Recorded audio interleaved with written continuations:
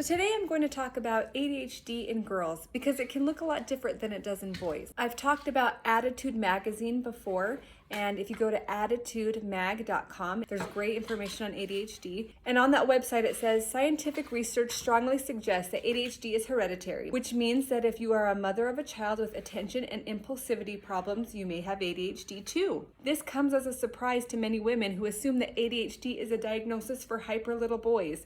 Indeed, it is not. ADHD in adults is very real, and ADHD diagnosis among women are on the rise. So that was definitely me before I got my own diagnosis. I always thought of ADHD as a little boy thing. I didn't imagine it as a girl thing, let alone a woman thing. So when I was 10 years old, I had someone in my life who actually told me that I had ADHD. She said it in a very condescending way. She said it like, oh, you definitely have ADHD.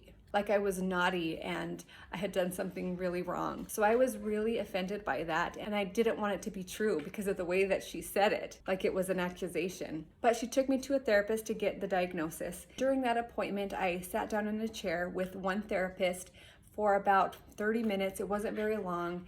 And she asked me questions and she had me fill out some papers. And I knew that it was to diagnose ADHD. And in my mind, I knew what ADHD was. It was hyperness, it was fidgeting, it was moving all around, it was not listening.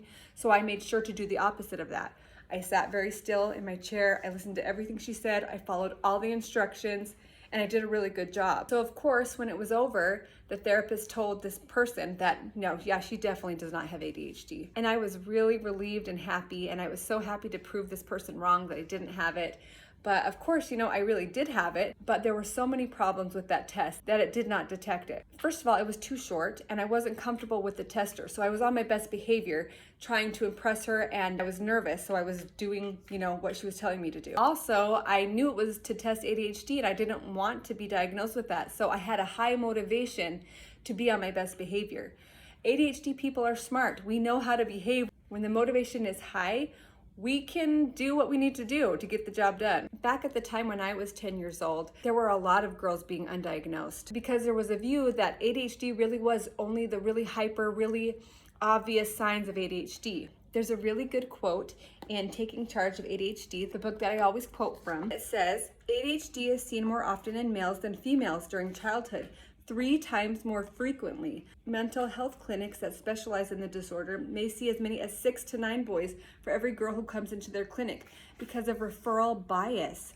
People tend to refer children who are more aggressive and difficult to manage to such clinics, and boys with ADHD are typically more aggressive than girls. One obvious lesson from this is that more girls with ADHD until recently have gone unrecognized and untreated. So that was the case with me, and I'm sure a lot of girls, because there's still that misconception that ADHD is aggression and super obvious symptoms. When girls in general, not all the time, but in general, girls tend to be more self-conscious, worried about what other people think, and they're going to really try to hide those things and exhibit more quiet symptoms. For me as a 10-year-old little girl, ADHD looked like having inconsistent work. Sometimes I did a great job at homework and getting things done. Other times I really struggled and was really forgetful and wasn't able to do it. Having trouble keeping friends, maybe saying or doing inappropriate things, getting in trouble for talking too much. I remember I was always making my friends' parents mad at me because I would cut their Barbie doll's hair or be rough with toys and break things. I also remember getting on the nerves of my siblings a lot.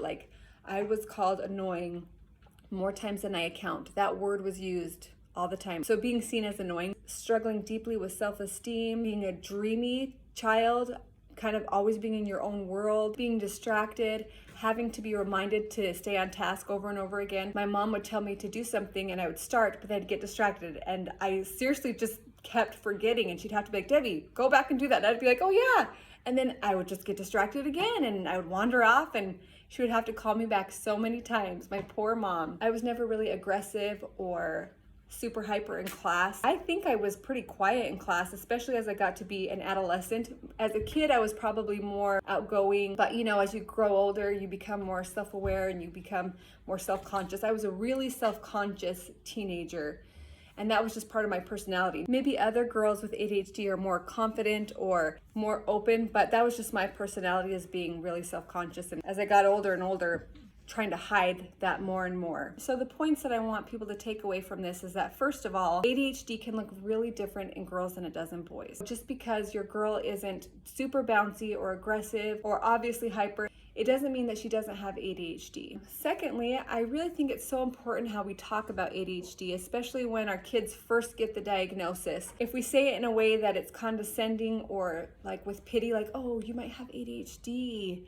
or, oh, you have ADHD, like in a way that makes them feel so bad, like they've done something wrong, then kids are gonna be ashamed of that and not want to accept it. Like me, I did not want ADHD for my whole life. I didn't want to because of that initial time it was introduced to me. It was so negative. And you know, it doesn't have to be negative. I think it is important to acknowledge that ADHD comes with a lot of challenges because it's really validating to know that you don't just struggle for no reason. There's a reason for it. However, there are a lot of really cool gifts that can come with ADHD, and it's important to include all the positive sides of it too. And I have to say that ADHD does work really positively in my life. Having a million ideas all the time can be really exhausting, especially when I can't get them all done, but it's also been a huge blessing. I have worked on a lot of projects that give me a lot of fulfillment that I hope is helpful to other people. Having a lot of energy is a really awesome blessing for me. Having 4 kids, it gives me energy to play with them and run around with them, and it makes life really fun and exciting. It's helped me be more compassionate. I honestly look at my ADHD as a gift that I'm really grateful for. Speaking of my kids, there was one of them. So I hope this has been helpful, and you know, ADHD is not just for boys, it's for girls too, and it's awesome. Thanks for joining me, and I hope to see you next time.